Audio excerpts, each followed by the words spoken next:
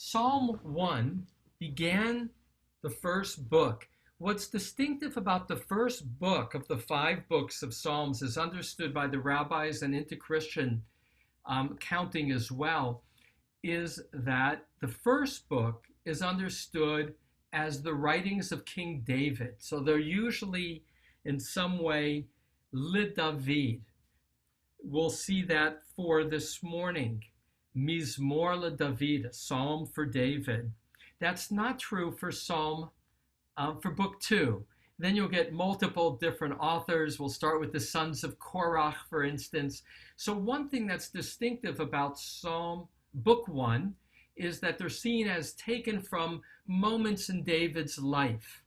Another characteristic of book 1 is the reference to God as Yud-He Vav-He, that intimate name for God in the Bible. And that's the more common name for God throughout book 1. That too will shift in book 2, where God's name will usually be Elohim. Throughout book 1, there is a common theme, and it may be a common theme in King David's life, and that is struggle with his foes, calling on God for support, and a closing of prayer and trust.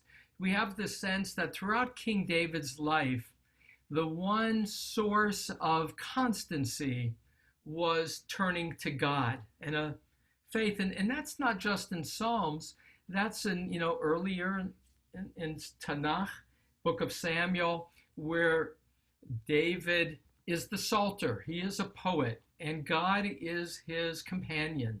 And so those themes are throughout. When we began together, it's almost 4 months ago. We've been in quarantine quite a while now. When we started Psalms, our opening word was the word Ashrei in Psalm 1. Ashrei Ha'ish. Happy is the person, Shelo halach ba'atzat reshaim, who has not walked in the counsel of the wicked.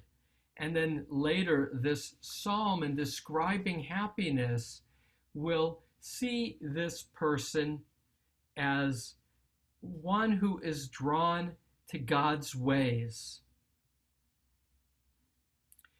Here in Psalm 41, we have that same word as the opening word, Ashrei. When I taught this with you, I emphasized that the word Ashrei in Hebrew has this quality of inner contentment. So it's not happy in the moment. Ashrei is constancy of connectedness that allows for contentment. And that's the goal of religion in a good part. I made reference to the Dalai Lama, who emphasized that seeking happiness is the goal of religion. Not happiness, again, in the sense of fun, but happiness in the sense of grounded and engaged with compassion in the world around. Psalm 41. Let me read it. There's so much to say. I will point out structurally that the first 4 verses of the 14 is a description of being ill. Now, it's not clear what this vulnerability is. So we've seen this reoccurring theme of the Psalter as vulnerable, sometimes with vivid descriptions of his body being racked with pain and blistered, other times seeming to be more clearly in emotional despair. Here it's ambiguous. Is the Psalter, who we will see laid up in bed, is it because he is physically weakened, or is it emotionally weakened? What will be clear in this psalm, and something that we've seen, but here it's very poignant, verse 10, even Ish Shlomi, my peaceful friend, or this phrase, Ish Shlomi, shalom is peace, is used in Jeremiah 38:22 and Obadiah 1:7 to be an ally, a close friend, the one who one feels fully at ease with.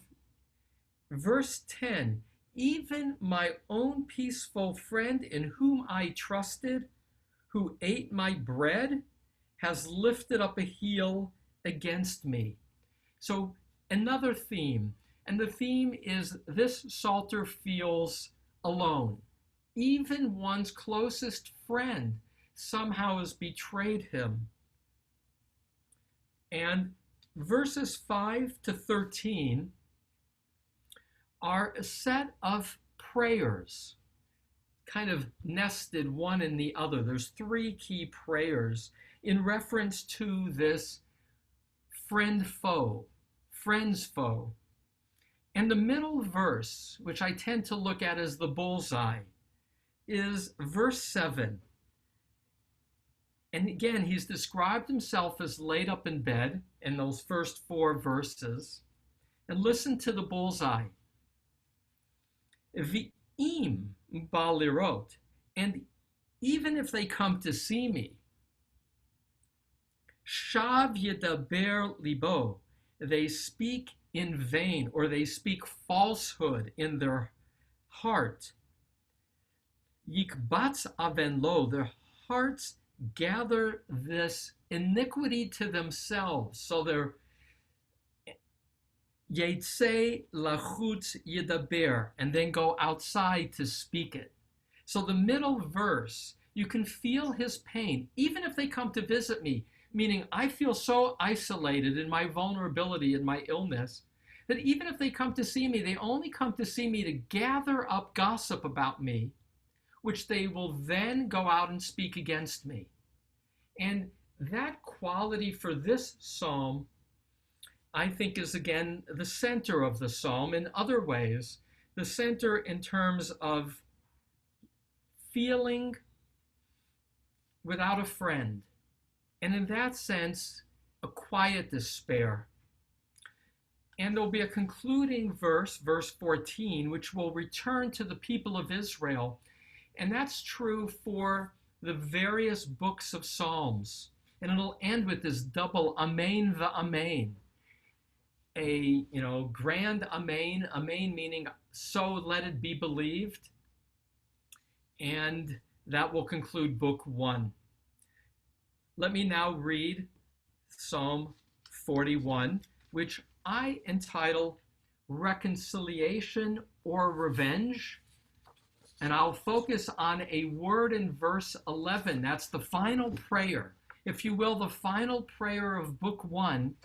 And I smile as I pause to know that the key word in this prayer appears only once in Tanakh, and that's in this moment, and is understood in 2 opposite ways by the commentators, which I love. I love that double entendre, that possibility of poetry, leaving the reader with a choice of how to read the psalm and how to relate to these words. Well, we'll return to that. That'll be a big focus in the unpacking. But now the psalm. For the conductor, a psalm of David. Ashrei. Rabbi, you want to put it up on the screen? Oh, thank you, Mimi. Yes, I do. 1 second.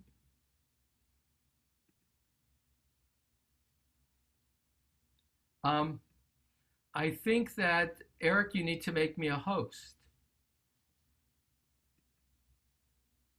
Eric, are you there? Eric? Doesn't seem to be there. Yeah, I'm working on it. Hold on. All right. Okay.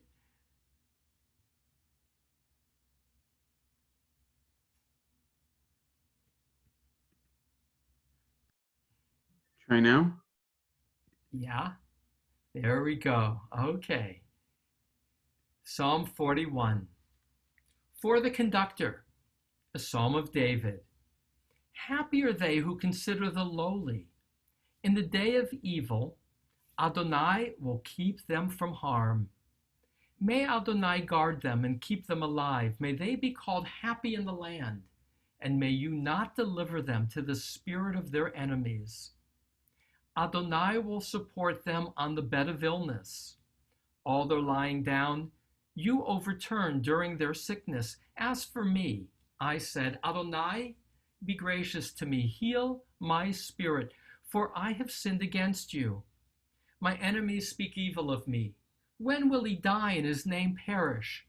And if they come to see me, they speak in vain. Their hearts gather iniquity to themselves, then go outside to speak it. Together against me, all those who hate me whisper. Against me they speculate. Why have I been injured? Their unrestrained actions are cast upon them, and now that they lie down, may they no longer rise up. Even my own peaceful friend in whom I trusted, who ate my bread, has lifted up a heel against me. But you, Adonai, be gracious to me and raise me up so that I may make wholeness with them. But this I know, that you delight in me, for my enemy does not proclaim triumph over me. And as for me, because of my my integrity, you upheld me, and you stood me firmly before your countenance forever. Blessed is Adonai, the God of Israel, from everlasting to everlasting. Amen and amen. So now some commentary. First, let me start with kind of a traditional take on what is this psalm about. So the beginning of Art Scroll. Art Scroll. David closes the book with gratitude for God having healed him, sickness inflicted for a person to become aware of God's displeasure with moral shortcomings. And last, focusing on verse 11, David's upset was that his illness had prevented him from his ultimate goal of building the temple. But God cures the king, allowing the preparation of the plans, at least, for the drawing for the temple.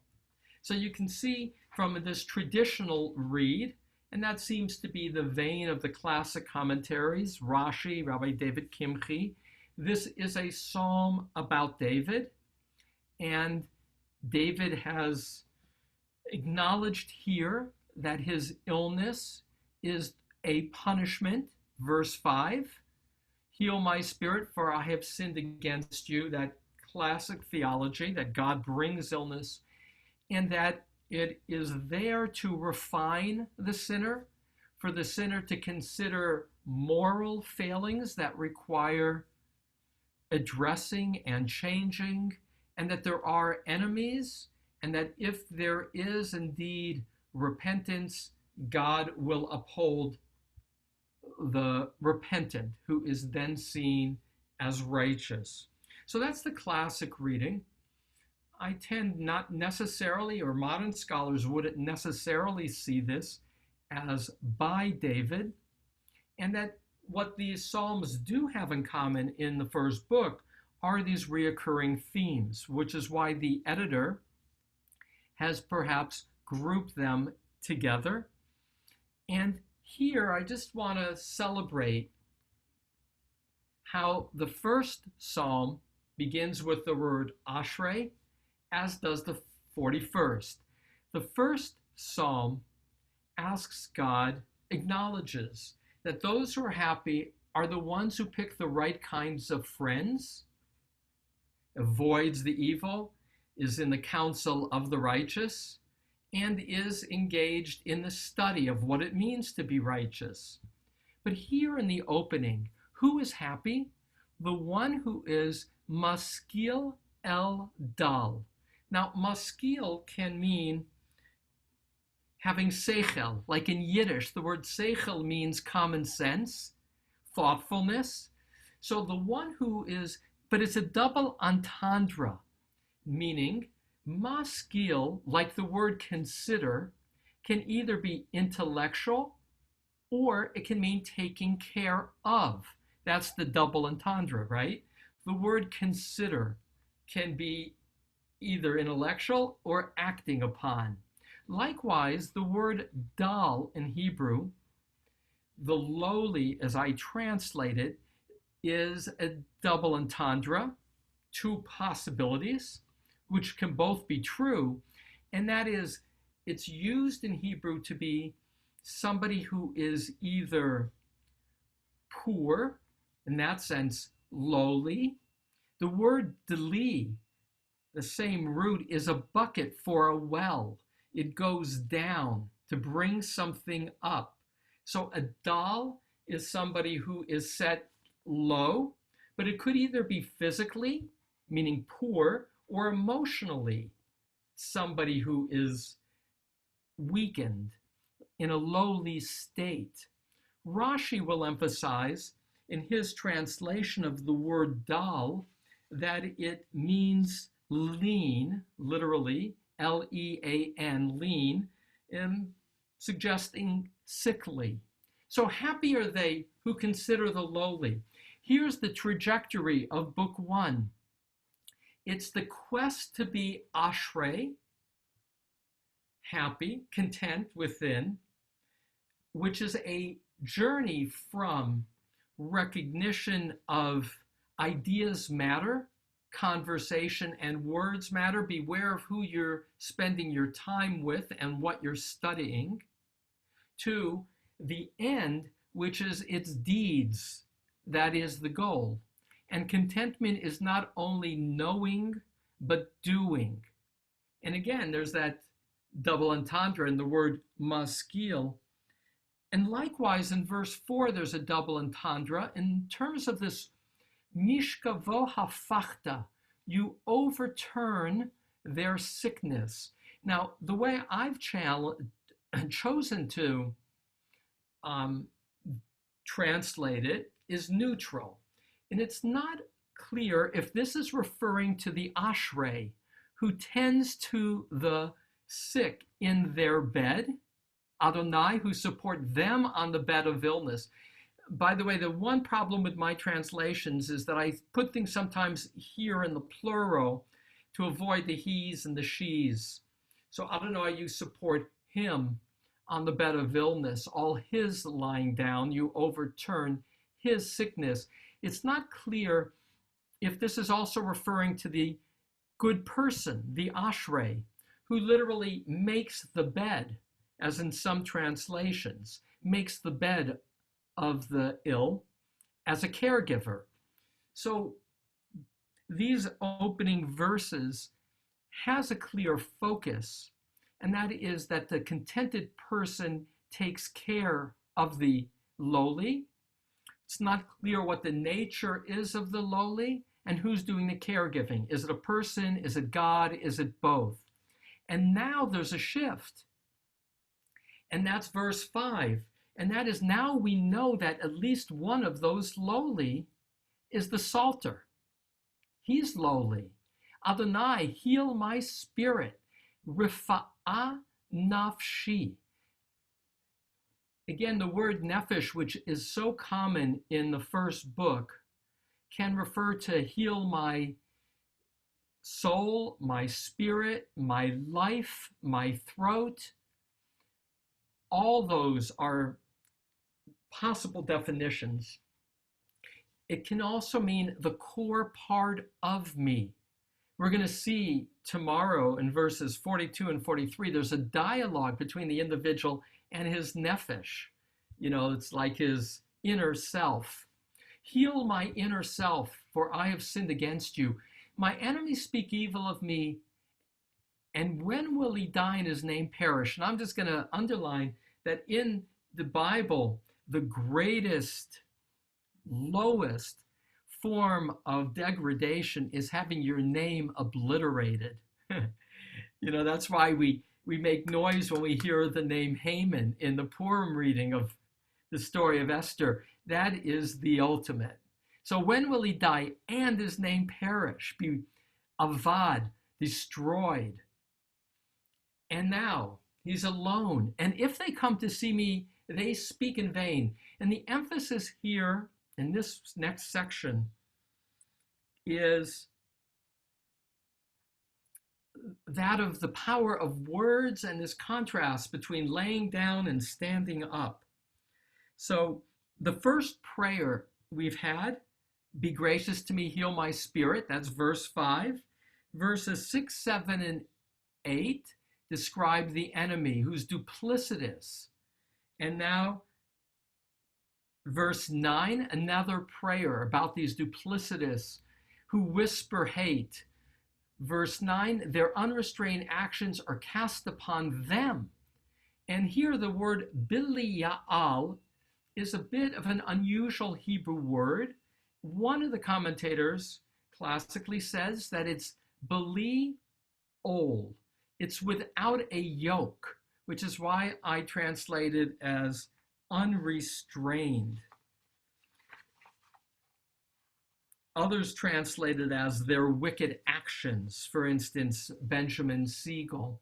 But I like that their bad actions are because they're unrestrained actions.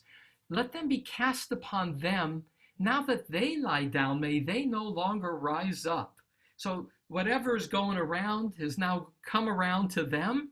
And you can see there is this quality of vindictiveness in the second prayer in 9. The first prayer is about heal me. 9, don't heal them, which will lead us to the next setup. And that's verse 10 is the setup.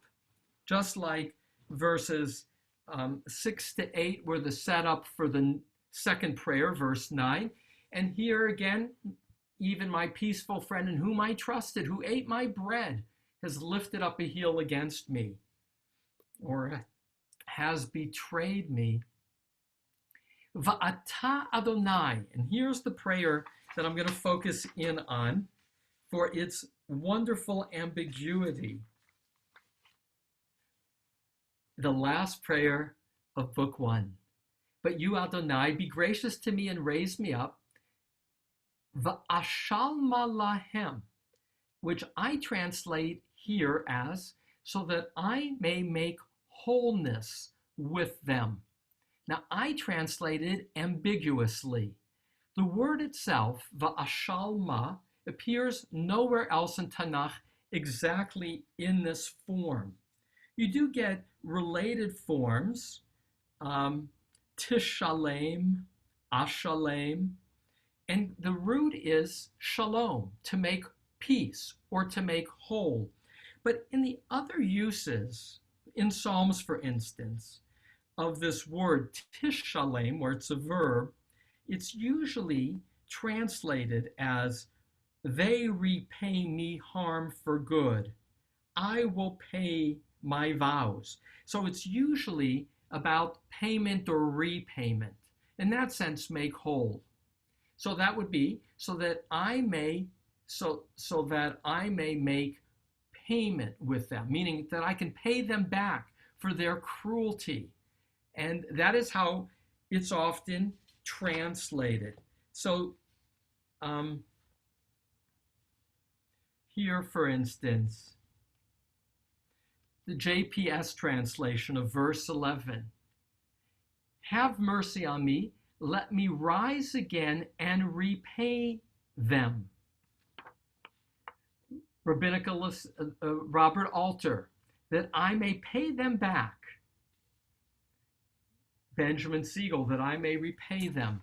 But two of the translators who are moderns, Rabbi Zalman Schachter Shalomi, the founder of the Renewal Movement, and Richard Levy, who is the head of the Reform Movement's rabbinical school in Los Angeles, who both have translations of Psalms, they translate this quite differently.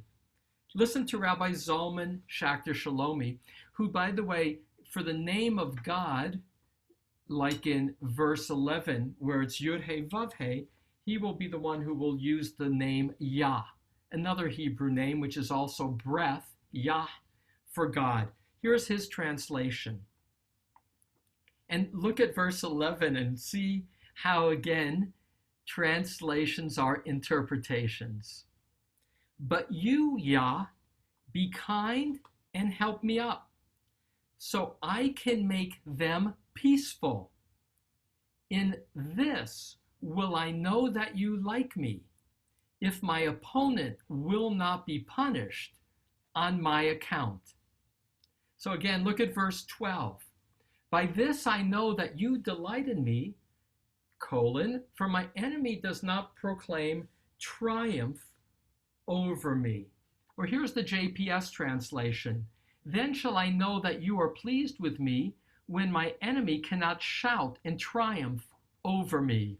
Now that's so 11 and 12 go together and they're ambiguous. Namely, is this shouting of the enemy out of that they can't shout because they can't get up, or because they've now reconciled with me? Now I want to add, and I have an eye on the clock, that when I first read Rabbi Zalman Schachter Shalomi, I thought, New Age, a little too sweet. But indeed, the classic commentators in the Art Scroll, for instance, will have this same tension. So classically, Rabbi David Kimchi will write, David seeks to repay with indifference to their illness. So his payback is, I'm going to be indifferent to them when they get sick. But the Italian commentator, a generation or two later, Sforno says, Sforno will say, that's only because David is protecting the name of the king of Israel. It's not about David, it's about his enemies. And this is King David, when they were treacherous to him, were, if you will, treacherous to the people of Israel, which is why he can't forgive them. But Radak, that same Spanish commentator, the early Middle Ages, he'll quote Rabbi Saadia Gaon, the great teacher of Babylonia, who says, David sought to repay with kindness so as to alter their malicious attitude, for David had a generous spirit. So Saadia Gaon, already in the 900s in Baghdad, was uncomfortable with this portrayal of David being vindictive. And he'll say, no. Yes, you can understand it as payback, but to repay back bad with good, because that's David's nature. And Midrash Shocher Tov, a later Midrash, will say, quoting David, I do not wish to repay my enemies with evil. When they were sick, I wore sackcloth. Remember Psalm 35, verse 13? Raise me up that they will not doubt that I prayed for them too. So in sum, I'm going to pull this together. The key word is verse 11, Va'ashalma. What is David's journey as he ends Psalm 41? Is his journey to say, amplifying themes we have seen, I have enemies who are two-faced. Even my best friend is two-faced. Punish them, God. Vindicate me. Or is this the journey of the spiritual work of making amends even with one's enemy, creating va'ashalma, a shalom, wholeness, peace, even with one's foes? What's interesting about this psalm is unlike other psalms, he doesn't ask that his enemies be destroyed. He basically says, just don't let them get up. Let them be ashamed. And that was clearly true for the middle of those three closing prayers, right? The one where he says, may they no longer rise up in verse 9.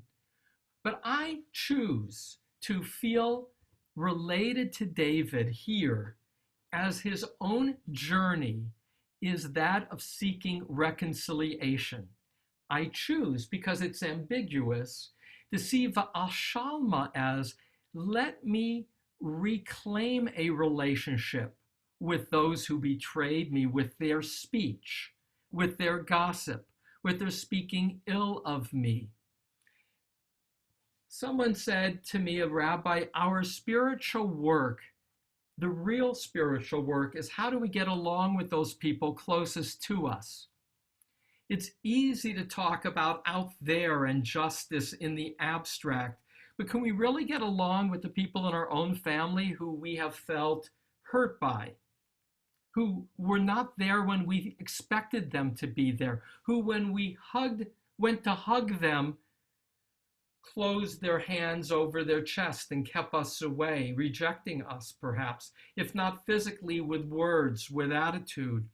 And that the real spiritual work, the hardest work, is seeking reconciliation with those who have hurt us. And it's not easy. It can't be glib about it. It's the hard work, because there are people who are hurtful. I tend and choose to read Psalm 41 as David pulling together this entire book by saying, who is Ashrei? Who is happy? The one who is considerate for those who are lowly in their own spiritual indifference, who are selfish in their own behaviors. But I seek to be considerate, as hard as it is, even knowing how they've hurt me, and there's a part of me that wants them to know what it feels like to be on your back and not able to get up. But ultimately, God, I want to be able to reconcile with them. And last, I'll know that you delight in me when my enemies do not proclaim triumph over me, because they will no longer seek to do so. For they too will see me as their honorable and honored friend. Within the closing, Baruch Adonai Elohei Yisrael, blessed is Adonai, the God of Israel, Ma'olam ve'ad olam, from everlasting to everlasting, which some would say from everlasting of the past to everlasting of the future. Olam is also a play on words, from this world to that world, from this world in which we are living now to the world to come. Amen and amen. With that, Psalm 41, I look forward to some of your reactions to conclusion. And then I did bring at least a chocolate to treat myself and my favorite tea. So as at least have a little party. Hopefully by Psalm 150, we can meet in person to celebrate with chocolate and drinks. Any reactions to book one and Psalm 41? Mike Myman. Thank you. Thank you, Rabbi, and congratulations to everybody for completing it. I did, mostly because he focused on that verse and on the word Va'ashalma, pondered it and searched it also.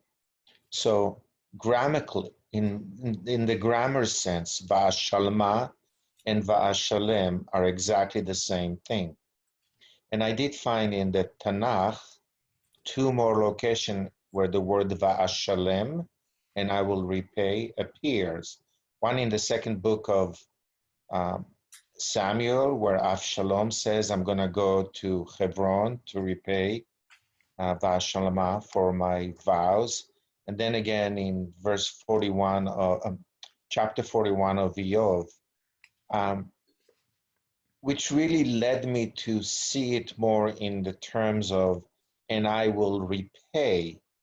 Mind you, before, he's talking about all these people that even when he is sick, are doing all these bad things to him, right? Talk about him and do this and do that.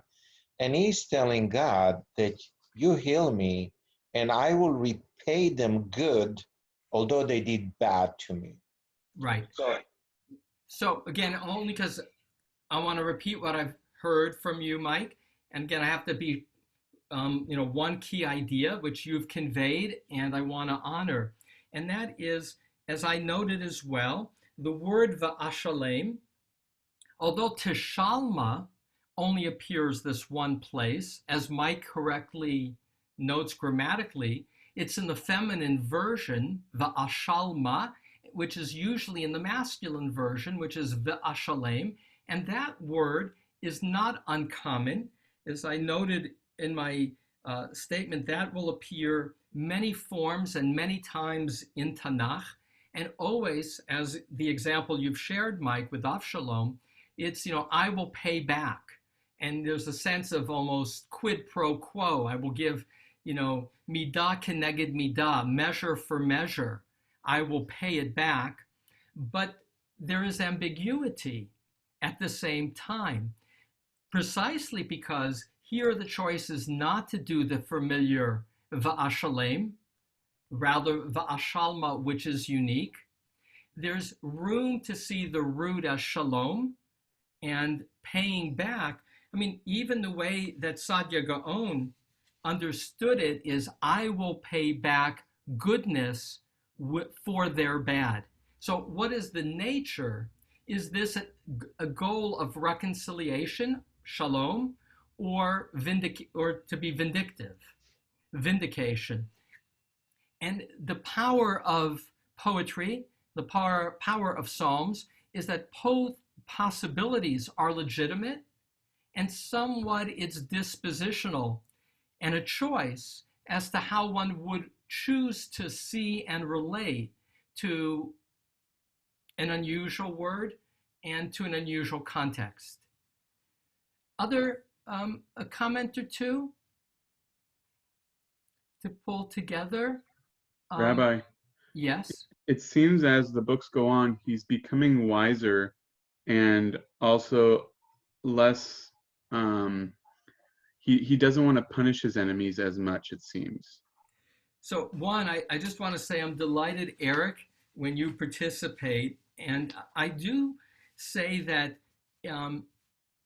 there is a trajectory, though in the more recent Psalms, David was really out to get his enemies. You saw that in Psalm 40. But I too agree with you, Eric. I choose to read Psalm 41 as progression and pulling together the first book of Psalms, the one dedicated to David, and choosing to see David as having risen above his own suffering by his enemies, to now in the third of the three prayers that conclude the first book, this ambiguity of Ashalma, saying, let me pay back good to thee, even to them. Let me shalom, find reconciliation, so that I'll know I'm vindicated when my enemy does not proclaim triumph over me, ambiguous, because they will no longer see me as their enemy, or because I've knocked them down. So again, it's left to the reader to choose how to read verses 11 and 12. Back to verse 13, though, the goal with lying down and standing up is vitatziveni, that I should thereby have tam, integrity. You, God, will see my integrity and allow me to stand firmly before your presence forever. One concluding comment, if there is. I don't see any hands. Hi, Rabbi. Hi. It's Hal. Oh, go ahead, Hal. I was going to say that this verse 10 or 11 even is that really the nadir, the most painful moment in all the Psalms. Even my best friend in whom I trusted, who ate my bread, has lifted his hand against me. Utter isolation of Right. the individual without God.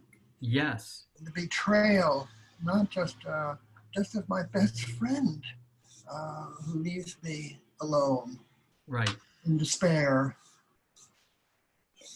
And I want to emphasize Hal's pulling verse 10 to the foreground, because it's the nadir, it's the low point. As he says, even my ish shalomi, the person who I trusted, my dear friend, my ally, who ate with me, he too has betrayed me, lifted heel. And you can only imagine, back to Eric's point, that David doesn't want to have only God as his friend, that ultimately every person yearns to have human companionship, particularly from somebody who's been a dear friend. And that's adds for me why Tishal v'ashalma, this concluding prayer, but you, Adonai, be gracious to me and raise me up so that I may make shalom with them. I have to feel in my bones is a prayer, let me reclaim friendship. Let me not have only you, God. I love you. I need you. But may I not be, as in verse 10, with no human being that I can trust. And in that sense, I think there is a trajectory to pull Book 1 together. Book 1 deals with life as struggle. The first psalm, there are the counsels of the evil, the gossipers, those who seek to, throughout these psalms, to use the powers of government against me, against others, who are violent in their murmurings, who are two-faced. There is danger in the world, and yet, even now, when I have felt so alone, let that not be the end of the story. Let me find the strength through your help, God, to be considerate. So look back at the opening line. Happy are they who consider the lowly. That is God. Consider me. This is my low point. In the day of evil, Adonai will keep them from harm. Let God, may you see me and raise me up to be able to live a life of shalom, of peace. As I say, it's a choice to read the psalm. No doubt we, in our own struggles with people, we're upset with will seesaw and how we think and feel. And yet I would like to think that this trajectory is both about ashrei, what it means to be content, and to be content ultimately is to seek the peace of those around you, as difficult spiritual work as that may be. So a celebration of concluding Chazak, Chazak, V'nid Chazek, Book 1. I do look forward tomorrow. Psalm 42 and 43, written not by King David, but by the sons of Korach, the Korach who rebelled against Moses, a little bit of a story about who Korach is tomorrow. Chazak v'amatz to all of us. May we all be strong and courageous. Concluding now with Mourner's Kaddish, with the mitzvah of saying Amen. Eric, if you can post that. I don't think I opened it initially. So as to answer Amen. Yitkadal v'yitkadash shemei Rabbah.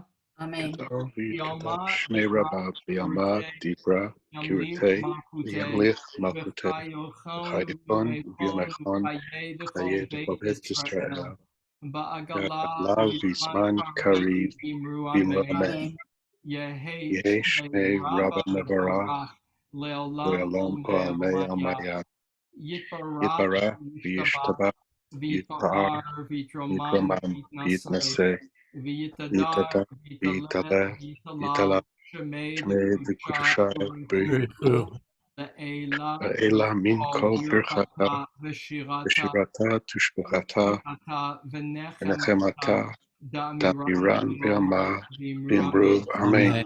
Yehi Shlama Rabba, Min Shmaya, V'Chayim Aleinu, V'Yakol Yisrael, V'Imruv, Amen. Oseh Shalom B'Mimav.